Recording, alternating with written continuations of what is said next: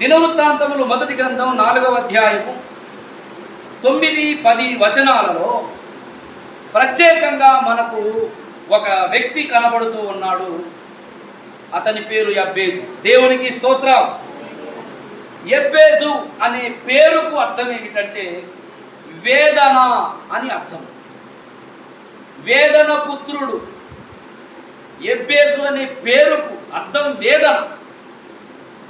వేదన అనే అర్థం వచ్చేటట్లు తన తల్లి అతనికి ఆ పేరు పెట్టింది.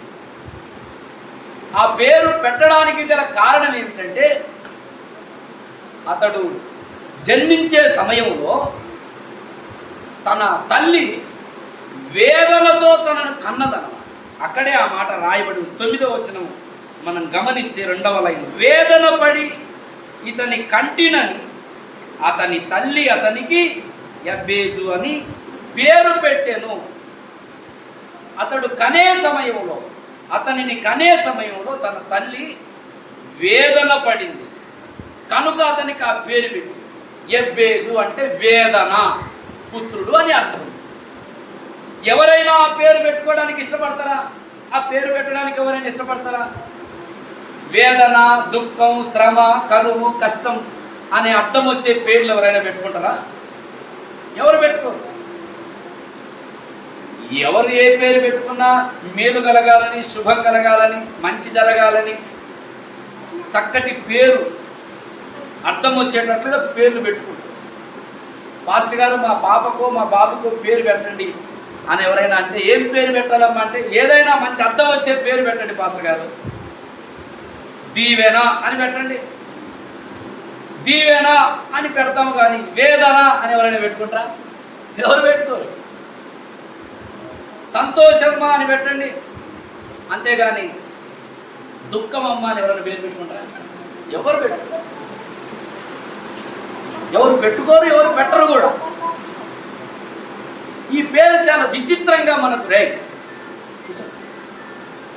ఇక్కడ చెప్పబడుతున్నటువంటి ఈ వ్యక్తి తన జీవితంలో జరిగిన సంఘటనను బట్టి తన తల్లి అతనికి ఆ పేరు పెట్టినట్లుగా మనం చూస్తాం. కనేటప్పుడు వేదన పడింది, సహజమే. ఎందుకంటే ప్రసవించే సమయంలో దేవుడు ఏం చేశాడంటే ప్రసవ వేదనను మిక్కిలి ఎక్కువ చేశాడు. కాబట్టి ప్రసవించే సమయంలో స్త్రీలు పిల్లలను కనే సమయంలో వేదన పడటంలో పెద్ద ఆశ్చర్యం ఏమీ లేదు. అది దేవుడే అనుమతించాడు. ఆ సమయంలో కాస్త ఎక్కువ వేదన పడిండొచ్చు నాకు తెలిసి ఆ తల్లి. ప్రభువునందు ప్రియులారా, కనేటప్పుడు వేదన పడటం అనేది సహజమే. కానీ కన్న తర్వాత కొన్నిసార్లు తల్లిదండ్రులు కొంతమంది పిల్లలను బట్టి వేదన పడటం అనేది చాలా బాధాకరమైన విషయం. కనేటప్పుడు వేదన పడటం అనేది మామూలే. కానీ కన్న తర్వాత కొంతమంది పిల్లలను బట్టి, ఆడపిల్లలను బట్టో మగపిల్లలను బట్టో కన్న తర్వాత కొంతమంది తల్లిదండ్రులు వేదన పడతారు. నిన్ను కన్నందుకు నాకు సిగ్గు అనిపిస్తుంది, నిన్ను కన్నందుకు నాకు బాధ అనిపిస్తుంది, ఛీ నా కడుపును నువ్వు చెడబుట్టావు, నిన్ను కన్నందుకు నేను తలదించుకోవాల్సి వస్తుందని చాలామంది తల్లిదండ్రులు కొంతమంది పిల్లలను గురించి చెబుతూ ఉంటారు. లేరా మీలో? చాలామంది ఉన్నారు. ఎందుకంటే నా కొడుకును కని లాభం ఏముందంటే కొడుకు అనే పేరు తప్ప ఏం సుఖమండి? సుఖం లేదు. బాధ, వేదన, దుఃఖం మనం తలుచుకుంటున్నప్పుడల్లా కడుపు ఉడికిపోతుందండి, మండిపోతుందండి గుండె. వీళ్ళారా, యబ్బేజు యొక్క పుట్టుక అనేది తల్లికి వేదన కలిగించిందేమో కానీ అతని జీవితకాలం అంతా కూడా తల్లికి కానీ తండ్రి అయిన దేవునికి కానీ సంతోషాన్ని ఇచ్చిన జీవితం. దేవునికి మహిమ కలుగును గాక. హల్లెలూయా.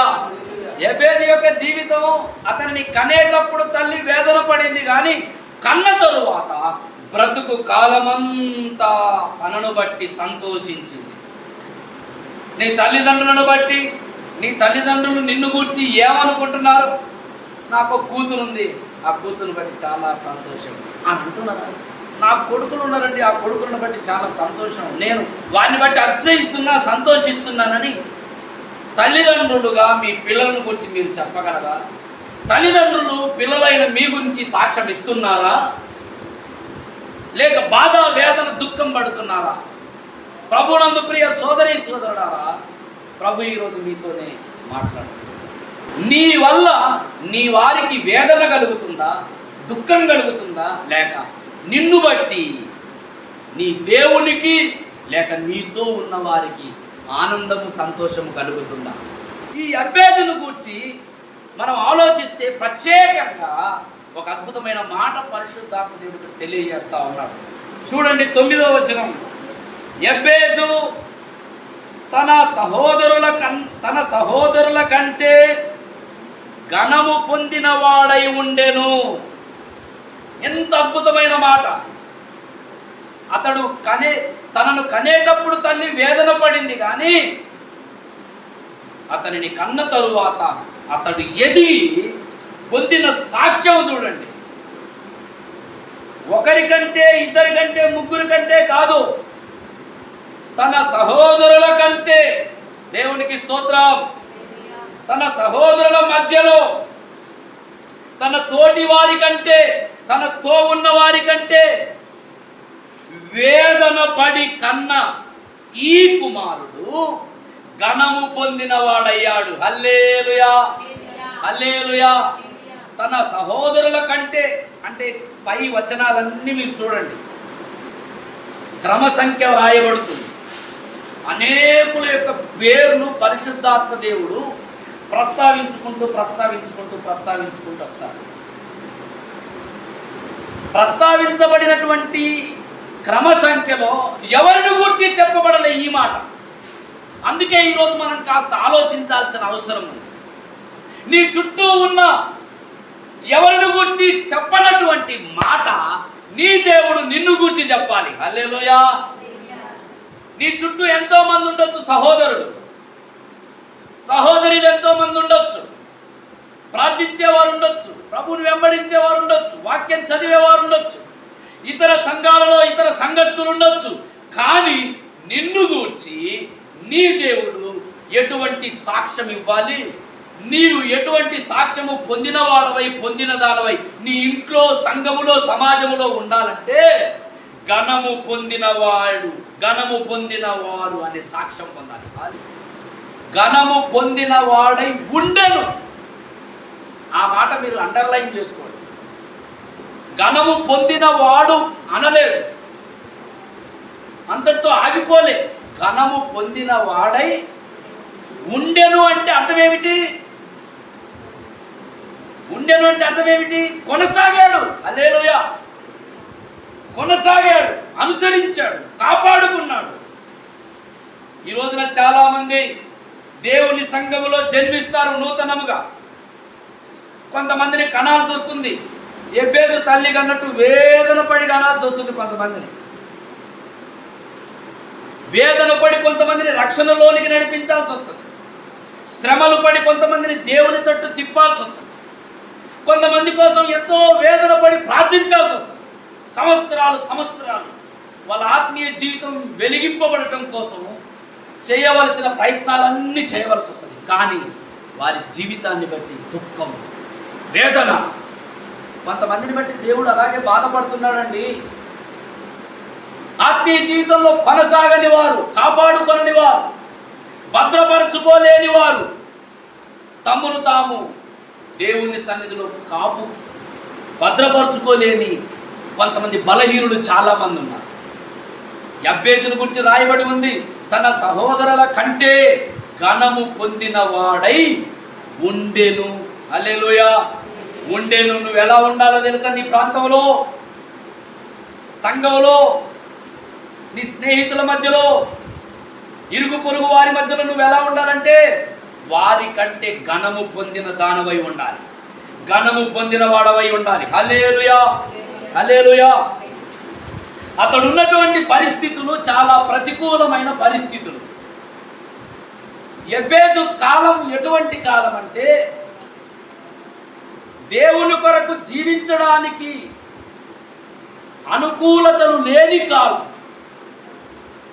ఎబ్బేజు జీవించిన కాలం ఎటువంటి కాలం అంటే కరువు, శ్రమ, ప్రతికూలత తన ఇంట్లో ఉన్నటువంటి కాలం. అతడు ఘనముగా జీవించడానికి తన చుట్టూ ఏమి అనుకూలతలు లేవు, అన్ని ప్రతికూలతలే, సమృద్ధి ఏమీ లేదు, అంతా కరువే. నీకు నాకు ఈరోజు సంఘము సహవాసం ఉన్నట్టు అంత అనుకూలత లేని కాలం ఎబ్బేజు జీవించిన కాలం. అటువంటి కాలములో, ప్రతికూలమైన కాలములో, అనుకూలము లేని కాలములో, ఫలించుటకు వీలు కాని కాలములో, సాక్ష్యం చెప్పడానికి కూడా అవకాశం లేని కాలము నీవు దేవుని కొరకు ఘనము పొందిన వాడవుగా, ఘనము పొందిన దానవుగా ఉండాలి. 52వ కీర్తన 8వ వాక్యం. నేనైతే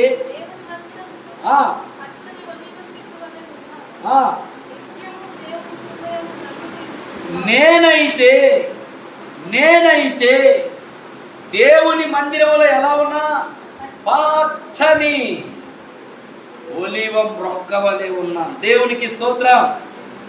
నేనైతే అని ఎందుకంటున్నాడు? తన చుట్టూ ఉన్న వాళ్ళ యొక్క నమ్మకం, వాళ్ళ జీవిత విధానం చాలా భిన్నంగా. కొంతమంది ధన సమృద్ధి యందు నమ్మకం ఉంచి నాశనాన్ని తెచ్చుకునే వాళ్ళు ఉన్నారు. అయితే నేనైతే నా దేవుని మందిరంలో ఎలా ఉన్నా పచ్చని ఒలివ చెట్టు వలె ఉన్నా. నువ్వు ఎలా ఉంటున్నావు? సంఘములో, సమాజంలో, నీ చుట్టూ ఉన్నవారి మధ్యలో.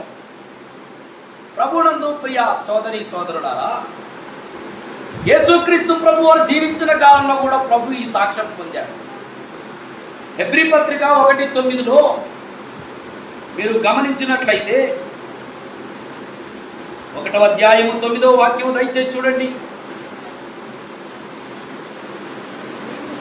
నీవు నీతిని ప్రేమించితివి, దుర్నీతిని ద్వేషించితివి, అందుచేత దేవుడు నీ తోడి వారి కంటే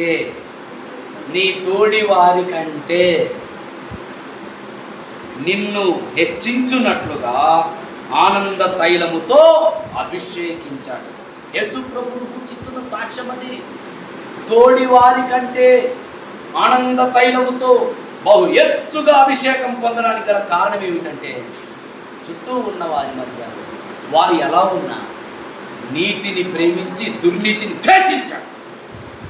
ఎబ్బేజు కూడా తన సహోదరుల కంటే ఘనము పొందడానికి గల కారణం ఏమిటంటే, మొట్టమొదటిది, నీవు ఘనము పొందాలంటే నీ బ్రతుకు, నీ పుట్టుక, నీ జీవితం వేదనతో ముడిపడి ఉన్నా, ప్రతికూలతలు నీ చుట్టూ ఉన్నా, అనుకూలత లేని పరిస్థితి ఉన్నా, వాటి మధ్యలో నీవు ఘనము పొందే దానవుగా, ఘనము పొందే వాడవుగా ఉండాలి అంటే మొట్టమొదటిగా ఎబ్బేజు ఏం చేశాడు? ఘనము పొందిన వాడుగా ఉండటానికి గల కారణాలలో మొదటిది ఏమిటంటే, ఎబ్బేజు వేదనలో దీవెన దయచేసే దేవునిని వెదికాడు. హల్లెలూయా, హల్లెలూయా. ఏం చేశాడు ఎబ్బేజు? వేదనలో దీవెన దయచేసే దేవునిని వెదకాడు. వేదనలో దీవెన వెదకాడు. దేవునికి స్తోత్రం. అతని జీవితం వేదనతో ప్రారంభమైంది.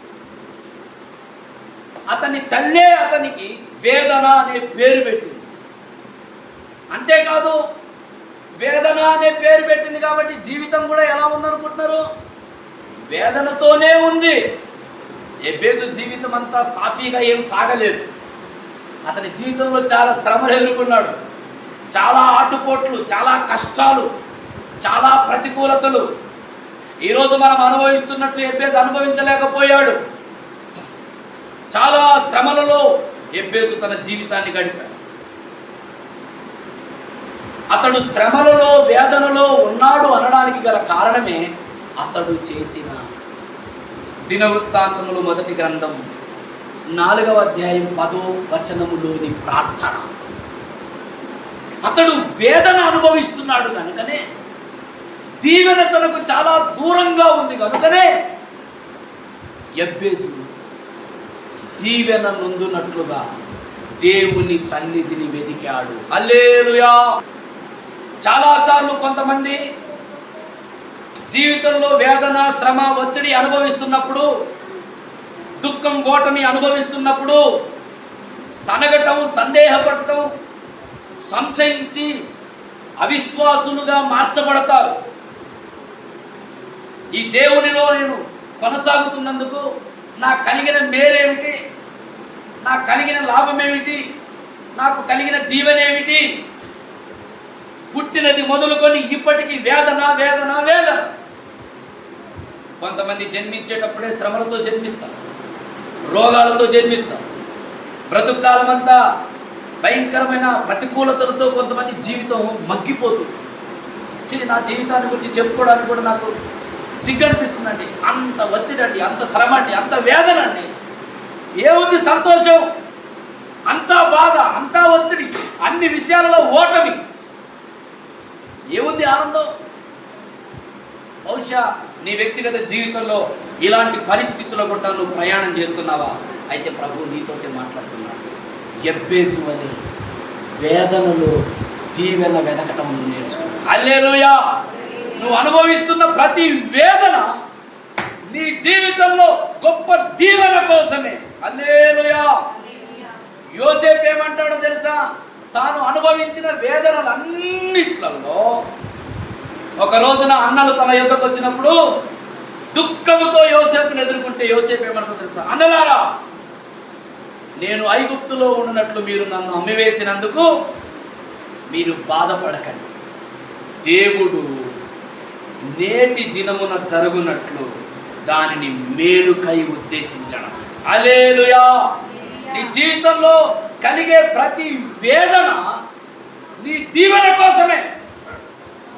ఒక్కొక్క సందర్భాన్ని, ఒక్కొక్క సంఘటనను మీరు జ్ఞాపకం చేసుకోండి. యేసు క్రీస్తును అంగీకరించినందుకు ఒకవేళ నీకు ఒత్తిడి, వేదన కలిగిందా, దుఃఖం కలిగిందా, హృదయం రంపకు కోతకు గురైనట్లుగా నీకు అనిపించిందా? అది నీ దీవెన కోసమే. విశ్వసించిన వారు దేవునికి స్తోత్రం చెప్పండి. హల్లెలూయా, హల్లెలూయా. నీ జీవితంలో అనుమతించబడుతున్న ప్రతి వేదన నీ దీవెన కోసమే. నీవు ఆరాధించే దేవుడు వేదనను దీవెనగా మార్చేవాడు. చిక్కులు నీ చుట్టూ కమ్ముకున్నప్పుడు, వేదన నీ చుట్టూ కమ్ముకున్నప్పుడు, నీ ఇంట్లో వేదన నిన్ను కుదిపేస్తున్నప్పుడు నువ్వు కృంగిపో. యెబ్బేజు ఎక్కడైనా సనిగినట్లు, సందేహపడినట్లు ఏమంటే ఎక్కడైనా రాయబడి ఉందా? అతని జీవితంలో రాయబడిన ఈ 2 మాటల్లో లేదు. లేదు. తనతో ఎవరు ఉన్నట్టు కూడా లేదు. వేదన తన చుట్టూ ఉంది, కరువు తన చుట్టూ ఉంది, కష్టం తన చుట్టూ ఉంది. సమస్య వెంబడి సమస్య, సమస్య వెంబడి సమస్య, ఒత్తిడి వెంబడి ఒత్తిడి. రకరకాలుగా నిందించుండొచ్చు. అరే నీ పుట్టుకనే వేదనరా, నీ ముఖం చూపించొద్దు నాకు, ఇంట్లో అడుగుపెట్టిన నాటి నుండి అన్ని నష్టాలే, ఏ లాభం నీ జీవితంలో? ఎక్కడ సక్సెస్ ఉంది? అంత విఫలత, అన్ని విషయాల్లో ఫెయిల్. నువ్వు దేనికి పనికిరావు, నీ వల్ల ఉపయోగం లేదు అని చాలామంది, కొంతమంది జీవితాల్లో పలుకుతూ ఉండే మాటలు మనం వింటూ ఉంటాం. బహుశా యెబ్బేజును గురించి కూడా అలాగే పలికి ఉండవచ్చు. ప్రభునందు ప్రియ సోదరి సోదరులారా, యెబ్బేజు చేసిన ఒక అద్భుతమైన మంచి పని ఏంటంటే, వేదనలో దేవుని దూషించి, ఇశ్రాయేలీయుల దేవుని దూషించి దూరం అయిపోయేది కానీ ఇశ్రాయేలీయుల దేవుని యొద్దకు వచ్చాడు. Praise the Lord. వేదనలో నాకు దీవెన దయచేసే దేవుడు నేను నమ్మిన ఇశ్రాయేలీయుల దేవుడు. హల్లెలూయా. టీజీఎస్ దినకరన్ గారు ఒక పాట రాశారు. చిక్కులు హెచ్చిన చింతింపకు, యేసుని ఎరుగాక పరుగీడకు. పాడండి. చిక్కులు హెచ్చిన చింతింపకు, యేసుని ఎరుగాక పరుగీడకు, వేసారి పోకుమా ప్రభువాచట నినుగాంచును, వేసారి పోకుమా ప్రభువాచట నినుగాంచును. ప్రియుడు యేసుని చూచు కొనుచు, ఇంపుగా నా త్రోవన్ పోవుదును, తానే మార్గమును సత్యమును జీవమును, తానే మార్గమును సత్యమును జీవమును. చిక్కులు నీ చుట్టూ ఉన్న సమయాలలో దేవుడు నిన్ను దర్శించే కాలం, వేదన పడుతున్న కాలం, నువ్వు దీవెన నొందే కాలం. హల్లెలూయా. శ్రమ, ఒత్తిడి, నింద అనే ప్రతికూలతలలో నువ్వు ప్రయాణం చేస్తున్నావంటే అర్థం ఏంటంటే, ఏదో అకస్మాత్తుగా నీ జీవితంలో దైవ దర్శనము, దైవ ప్రత్యక్షతను, దైవ దీవెనను, నూతన మార్గము, నూతన కార్యము, నూతన కృపను నువ్వు పొందే సమయంలో ఉన్నావు అని అర్థము. హల్లెలూయా, హల్లెలూయా. నేను ఒక మాట చెప్పనా, సంతోషములో ఉన్న దానికంటే శ్రమలలో ఉన్నప్పుడే దేవుడు నీకు అత్యంత సన్నిహితంగా ఉంటాడు. దేవుడికి స్తోత్రం చెప్పండి అమ్మా. హల్లెలూయా. సంతోషంగా ఉన్న సమయంలో కంటే నువ్వు దుఃఖము, ఒత్తిడి, వేదన అనుభవిస్తున్న కాలంలో పరిశుద్ధాత్ముడు నీకు మరి అత్యంత సన్నిహితంగా ఉంటాడు. దేవుని వాక్యము చేత నువ్వు సంతోషంగా ఉండే సమయములలో కంటే దేవుని వాక్యము యొక్క ఆదరణ దుఃఖములో ఉన్నప్పుడే నీకు అద్భుతంగా ఆదరణ కలిగిస్తుంది. హల్లెలూయా. నా అంతరంగములో విచారములు హెచ్చగా, చెప్పండి, నీ గొప్ప ఆదరణ ప్రాణమునకు నెమ్మది కలిగించిందంటాడు ఆసా. అంతరంగములో విచారములు హెచ్చినప్పుడు ఆదరించే పరిశుద్ధాత్మ దేవుడు నీకు అత్యంత సన్నిహితంగా ఉంటాడు. గాలి సముద్రపు అలలతో నేను కొట్టబడి నెట్టబడి ఉండినప్పుడు, గాలి సముద్రపు అలలతో నేను కొట్టబడి నెట్టబడి ఉండినప్పుడు, ఆదరించనే నీ వాక్యము, లేవనెత్తనే నీ హస్తము, ఆదరించనే నీ వాక్యము, లేవనెత్తనే నీ హస్తము. హల్లెలూయా, హల్లెలూయా, హల్లెలూయా, హల్లెలూయా. దేవునికి స్తోత్రం. నేను ఇంకో మాట చెప్పనా, వేదన, ఒత్తిడి, ప్రతికూలతల మధ్యలోనే ఒక వ్యక్తి సంతోషములో దేవునికి దగ్గరయ్యే దానికంటే వేదన, ఒత్తిడి, శ్రమలలోనే దేవునికి అత్యంత సన్నిహితుడవుతాడు. హల్లెలూయా, హల్లెలూయా. అవునా కదా? అప్పుడే ప్రార్థన పెరుగుతుంది, అప్పుడే విశ్వాసం పెరుగుతుంది, అప్పుడే దేవుని సన్నిధికి వచ్చి మోకరించి ప్రార్థన చేస్తాం. వేదన నీ జీవితంలో దీవెన నొందడానికే యెహోవా వేదనలో దీవెనను వెతికి. ప్రభువునందు ప్రియ సోదరి సోదరులారా, నీ జీవితంలో ఎటువంటి వేదనకరమైన పరిస్థితులు కూడా నీవు పోతున్నా, ఎటువంటి వేదనకరమైన, ఒత్తిడికరమైన, ఓటమితో కూడిన పరిస్థితులు, అవమానం, నింద, దుఃఖం నిన్ను కమ్ముకుంటున్నా, ఇదిగో నీకు ఒక శుభవార్త. వేదనలో దీవెన దయచేసి దేవుని యొద్దకు నువ్వు వచ్చావు. హల్లెలూయా. వేదనలోనే నీ చుట్టూ ఉన్న వారి కంటే నిన్ను హెచ్చించే దేవుని యొద్దకు వచ్చావు. ఆయన వేదనను దీవెననుగా మార్చగలిగిన దేవుడు. Praise the Lord. హల్లెలూయా. ఆయన వేదనను దీవెనగా మార్చేవాడు, ఆయన మార్చే దేవుడు. దేవునికి స్తోత్రం. 30వ కీర్తన ఒక వచనం చూడండి. 30వ కీర్తన 11వ వచనం దయచేసి చదవండి. కీర్తనలు 30:11 వాక్యం. నా ప్రాణము మౌనముగా నుండక నా అంగలార్పును, చెప్పండి చెప్పండి, నా అంగలార్పును, చెప్పండి అందరూ, నా అంగలార్పును. ఎలాగా? అబ్బా, మార్చే దేవుడు. దేవునికి స్తోత్రం. కీడును సైతం ఆశీర్వాదముగా మార్చే దేవుడు. వేదన దుఃఖం దీవెనగా మార్చే దేవుడు. అంగలార్పును నాట్యముగా మార్చే దేవుడు. Praise the Lord. నువ్వు వచ్చిన దేవుడు ఎవరు? నిన్ను నాట్యముగా మార్చే దేవుడు. నీ హృదయాంతరంగమును గంతులు వేసే అనుభవాలలోనికి నడిపించే దేవుడు. హల్లెలూయా. యెఫెసు తన సహోదరుల కంటే ఘనము పొందిన వాడుగా మార్చబడడానికి గల కారణం ఏమిటంటే వేదనను దీవెనగా మార్చే దేవుని యొద్దకు వచ్చాడు. హల్లెలూయా. నీ వ్యక్తిగత జీవితంలో ఎటువంటి కీడు, నష్టం, ప్రతికూలత, కరువు, నింద, అవమానం, హింస ఎదుర్కొంటున్నావా? రా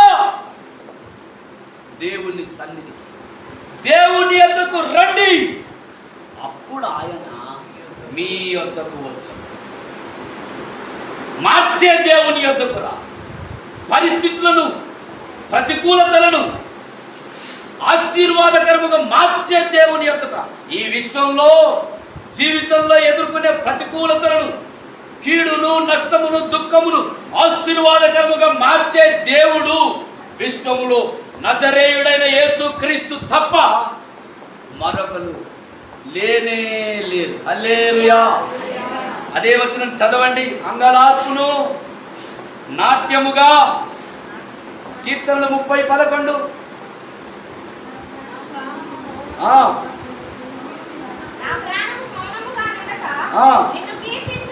నిన్ను కీర్తించున్నట్లు నా అంగలార్పును నీవు నాట్యముగా మార్చి ఉన్నావు. నీవు నా గోనె పట్ట విడిపించి, అబ్బా, సంతోష వస్త్రము. అంగలార్పునకు బదులు నాట్యం, గోనె పట్టకు బదులు సంతోష వస్త్రం. దేవునికి స్తోత్రం. హల్లెలూయా.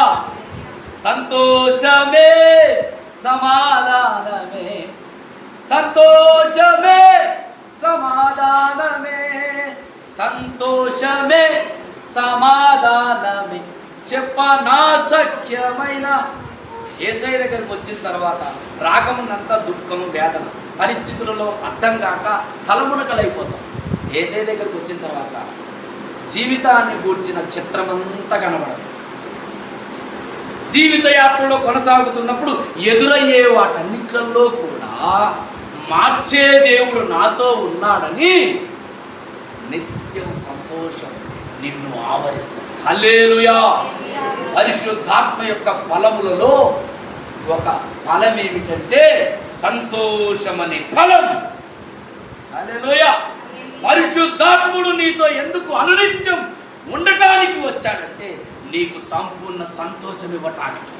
చెప్పన సత్యము కాని సంతోషం, కష్టములో, దుఃఖములో, వేదనలో సంతోష ఫలముతో నిన్ను నింపడానికే పరిశుద్ధాత్ముడు ఉన్నాడు. హల్లెలూయా. అందుకే పౌలు శ్రమలలో, ఇరుకులలో, ఇబ్బందులలో, చెరసాలలో ఉన్నా ఏమన్నాడు? ఆనందించండి, మరలా చెప్పుదురు, ఆనందించండి. భక్తులు అందుకే ఆత్మను కలిగి సంతోషముతో వేదనలో సైతం దేవుని కొరకు నిలబడగలిగారు. హల్లెలూయా. దేవునికి మహిమ కలుగును గాక. ప్రభునందు ప్రియ సోదరి సోదరులారా, యెషయా గ్రంథము 61వ అధ్యాయము దయచేసి 2-3 వచనాలు చూడండి. యెషయా గ్రంథము 61వ అధ్యాయము 2. ప్రభువగు యెహోవా దీనులకు సువర్తమానము ప్రకటించుటకు యెహోవా నన్ను అభిషేకించెను. నలిగిన హృదయము గల వారిని దృఢపరచుటకును, చెరలోనున్న వారికి విడుదలను, బంధింపబడిన వారికి విముక్తిని ప్రకటించుటకు యెహోవా హితవత్సరమును, మన దేవుని ప్రతిదండన దినమును ప్రకటించుటకు, దుఃఖాక్రాంతులకందరికి నీ ఓదార్చుటకును, సియోనులో దుఃఖించు వారికి ఉల్లాస వస్త్రములు ధరింపజేయుటకు, బూడిదకు ప్రతిగా భూదండ, దుఃఖమునకు ప్రతిగా ఆనంద తైలం, భారభరితమైన ఆత్మకు ప్రతిగా స్తుతి వస్త్రము వారికి ఇచ్చుటకు. హల్లెలూయా! ఎంత అద్భుతకరమైన దేవుడండి. దుఃఖమునకు ప్రతిగా ఆనంద తైలం, భారభరితమైన ఆత్మకు ప్రతిగా స్తుతి వస్త్రం, బూడిదకు ప్రతిగా నీ మెడలో పూదండ, అవమానమునకు ప్రతిగా ఘనత, కీడునకు ప్రతిగా ఆశీర్వాదం, వేదనకు ప్రతిగా నీ జీవితంలో దీవెన, ఓటమికి ప్రతిగా నీ జీవితంలో ఘనము, గెలుపు, ఘనత, విజయం. నువ్వు కృంగిపోతున్న సమయములోనే, ఓటమి పాలైన సమయములోనే, స్థలములోనే నీ దేవుడు నీ తలను ఎత్తుతాడు. హల్లెలూయా! అన్నిటిని మార్చే దేవుడు అండి నీతో ఉన్న, నాతో ఉన్న దేవుడు. Praise the Lord. అందుకే మనం దుఃఖం, వేదన, ఓటమి ఉన్నప్పుడు ఎబ్బేజులాగా మనం కూడా పాట పాడాలి. నేను ఓడిపోనయా నా పక్షముండగా, పాడండి ఆ పాట. నీవు నాతో ఉండగా నేను ఓడిపోనయా నా పక్షముండగా, నేను కృంగిపోనయా, నేను ఏడ్చిన చోటనే మనసారా నవ్వెనా, నేను ఏడ్చిన చోటనే, నేను పడిన చోటనే ప్రభు కొరకై బ్రతికెనా, నేను పడిన చోటనే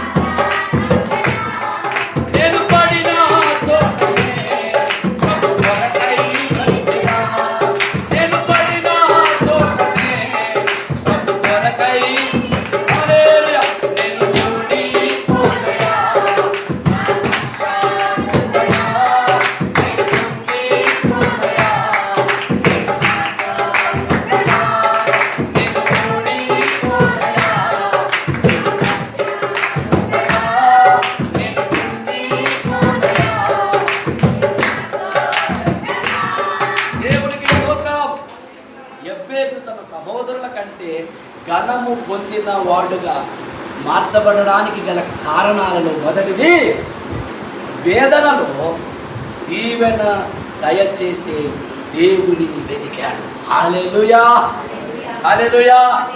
అలాగ వెతికేవాడుగా, వెతికేదానముగా ఉంటే నీ వేదనలోనే దేవుడు నీకు దీవెన దయచేస్తాడు. నీ ఓటమిలోనే దేవుడు ఘనమైన విజయాన్ని నీకు ఇస్తాడు. నీకు, నీ కుటుంబానికి, నీ పిల్లలకు అటువంటి గొప్ప ఘన విజయములు ఈ దేవుడు నీకు అనుగ్రహించునుగాక.